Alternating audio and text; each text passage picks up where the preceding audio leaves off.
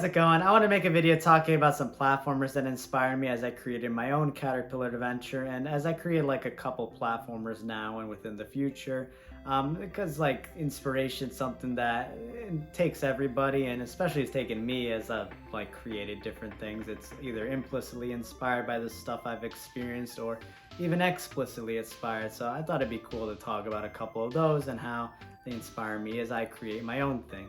The first one I want to talk about was the Super Mario World. Now, I played this way back in the day when I was a child, not like how a lot of people did on the SNES, but I had a Game Boy SP or Game Boy Advance SP, it was like the light blue one.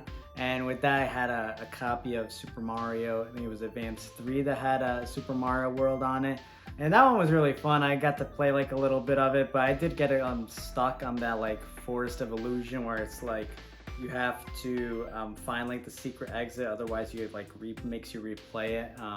I never got past that part because I never figured it out, and that was kind of it for me. But I got a chance to revisit the game after I did my Caterpillar adventure and its initial levels, and I was really happy with it. It's the one that I have on this channel for the development commentary and a playthrough, so you can check it there. But I was happy with those levels, and I wanted kind of a break because I put all the ideas that I had into those like couple levels, and I really didn't have any ideas after that, or not too many. It's just kind of like smallish things, and I wasn't sure if I could make like a full level on it, so I was like, maybe not. I had them on a list, but when I was playing Super Mario World again, because I just wanted to play platformers to get something different and honestly just like relax after just going after the game development stuff for a long time. So I was playing Super Mario World, and it was a really funny, like last time it was really fun, like it was playing in the childhood, but with this time, because I guess I was doing the game dev stuff, or maybe implicitly it was something that I was thinking of, was just seeing how the levels were structured and how like creative, how many ideas they put into it was honestly really inspiring, because there was so many different things, and even like some of the things that maybe were not the best, but like stuff that I didn't like as much. Like one example is like where there's the Boo enemy, and the Boo enemy is pretty like, everyone knows the Boo enemy like follows you and then you face him, he's like covering his face. But there's one like twist on that gimmick they do for a level where it's like the Boos turn into like blocks and you can use that. And I thought it was pretty clever. I didn't like it as much because you had to like kind of make your own path, and that was kind of like something I had to look up to figure out. But it is creative. I thought it was real creative, and there was like a lot of different things that I was like, oh man, that's pretty cool. And one thing I especially liked was like their variation on enemies. So you have like normal flying enemies, which are like the Paracoopas and stuff, and then you had like just different patterns. Like the bat is also a flying enemy, but he just swoops down like a U shape.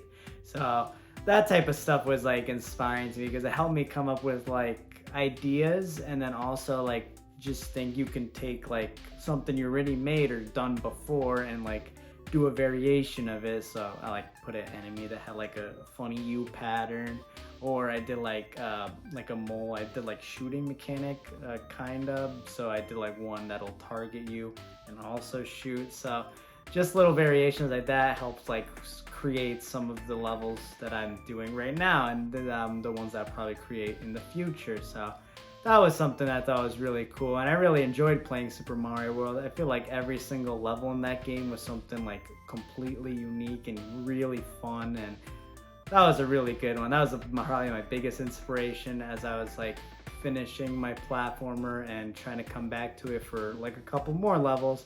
It was a big one that like helped me think, I guess, outside of the box and even within some of the stuff that I've done. The next games I'm gonna bunch together because they're kind of similar. It's within the same series. The Rayman platformers. I'm a really big fan of the Rayman. I actually got introduced to it on the 360 through Rayman Raving Rabbids, which funnily enough is like what put a lot of people off the series. It's what put me in, or like brought me in, I guess. That one was just really fun because I got it's not a platform, that was a mini game one, but it was just really different than the stuff I was playing on Xbox. So just to play that one was fun. And then when Rayman Origins came out, I ended up getting that one because I was a big fan of the games. So I really loved Rayman Origins. I really loved how it did the new Super Mario Bros. Thing where it's like you get to play multiple players all on like the same screen.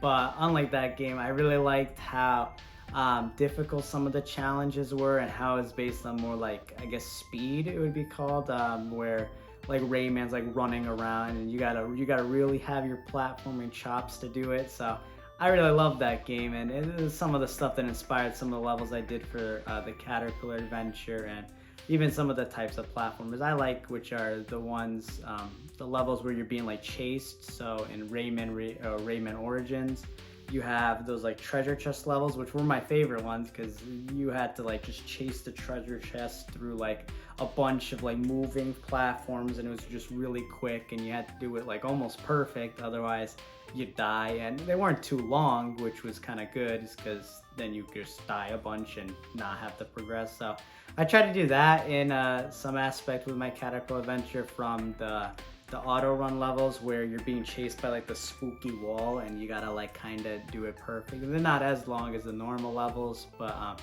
still a decent challenge. And then I also try to implement it in some way via the retro challenges, which are to take the other level, like the main levels, and kind of like do like a twist on them where there's no checkpoints. It's kind of tough. So I really like the Rayman games. They're ones I really love enjoying playing and going back to. And Rayman Legends I'm a really big fan of. I like how they did the twists towards the end, where it's like that last world has like a bunch of almost like levels you've played before, but like different, I would say like filters, because they have like different like visuals to it. So like one's like a really pixelated one, or they have like the one that a lot of people see where it's like the screen and then it's like a bunch of different screens of the same thing, so it's like real small. So I think that type of stuff is like really cool because it's just taking a level you've done and adding like a twist or like a different challenge to it. And it's something I try to do with some of the levels I've done, like kind of remix them or take the idea and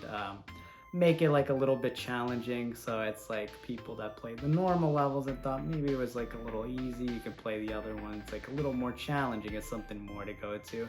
I think they're pretty fun, and I'm really happy to play the Rayman games. I really hope they make a new one. I saw that they have the DLC for the Sparks of Hope, which is Rayman, so I hope they bring him back. I would really love a new Rayman game.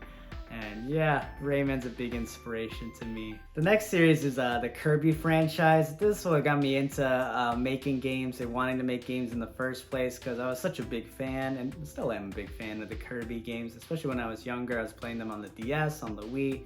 So those games got me wanting to make like my own Kirby levels so I can just play more, because I didn't want to wait. So I could draw them on the flashcards and stuff. And it's definitely what inspires me now when I make like a platformer. I always envision like trying to do something like Kirby or those types of levels, and like power-ups and different types of stuff. So I really like them. The ones that like, I guess, directly inspired, I was inspired by Kirby's Mass Attack. Well, not a traditional platformer because it's more like a touch screen, I guess, type of platformer. I really like the art style, and because it was like really late in the DS's lifestyle or lifeline, you could like, or what they did was they did like a lot of really cool animations. So I try to like take inspiration from that when I was making like the initial animations or trying to figure out what types of things to do and how much to animate. So that was an inspiration for like my design and trying to figure that stuff out. And especially for the colors, I try to get like the bubbly colors that they do. And also for the music, when I was trying to think of like the soundtrack for the first song, and definitely for more that I want to do later on, I was inspired by like Kirby songs, like the Kirby's Adventure ones, because I really like the retro, the 8-bit style of music, but I also really like the Kirby's Adventure ones in particular because they're like really bubbly and stuff that you can even like, they don't feel like, I guess, outdated or ones that were made because they were on like, you know, the NES. It sounds like something that's still a bop, still something to enjoy and like listen to and have those like happy like feelings. So I wanted something similar, and I definitely do for the other types of levels. So it's always going to be an inspiration, the Kirby games. Another big one that I played actually this year was Celeste. It was an indie game that I heard a lot of really good things on, mainly from like, because I watch YouTube, so video game Dunkey, he did a cool video on it. Celeste is the single greatest video game ever created. 0 out of 5. And I really liked that type, but it was like one of those things where for me that I hear they're like a good game, but I never get a chance to actually like, you know, pick it up and buy it because I'm always like trying to catch up on my backlog and stuff. But I finally got around to it this year because I wanted to play a platform. I heard really good things about that one, and I really love Celeste. I love what they do with like the level design, with the story, and how it connects to like the idea of just rock climbing. I was watching like a video that they did, I think it was GDC, where he talks about like the level design and how it's works. So watching all that type of stuff and like playing the game and how good it is really inspiring, and definitely like something I take into this platformer I did and the ones I hope to do in the future, with how they design the levels and how they implement and incorporate the different mechanics. I'm really happy to do a dash mechanic, which is obviously the ones that in Celeste, and create like my own levels based on it, because I thought it was so fun to be able to play it. I really liked their like rock climbing stuff as well, and mine doesn't really have the rock climbing, but I like the dash of the caterpillar, and I really like the flight that you get with the butterflies. So that one was a really fun experience for me, and there was other ones that inspired the game that I did a little more, I guess, implicitly and not like directly.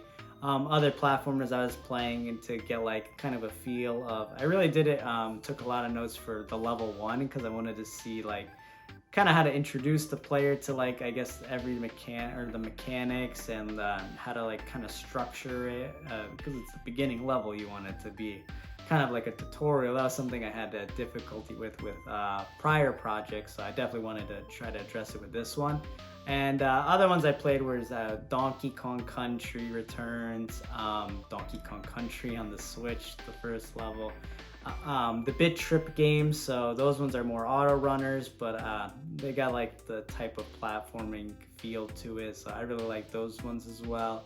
And not so much a platformer, but Shovel Knight is obviously an inspiration to indie games. This is the first one I played, so that one always gonna get me. And I can't mention platformers without Mario, so I played a bunch of the Mario games. I said Super Mario World, but also as well I was playing a new Super Mario Bros, and I was one of the people that I guess wasn't the biggest fan. Like I kind of got tired of it a little bit, but replaying them, they're really fun games, and you could definitely take some like notes and inspiration from Mario. So those are the games, or at least a couple of them that come to mind that inspired the platformers, at least that I create. Yeah, hope you enjoyed it.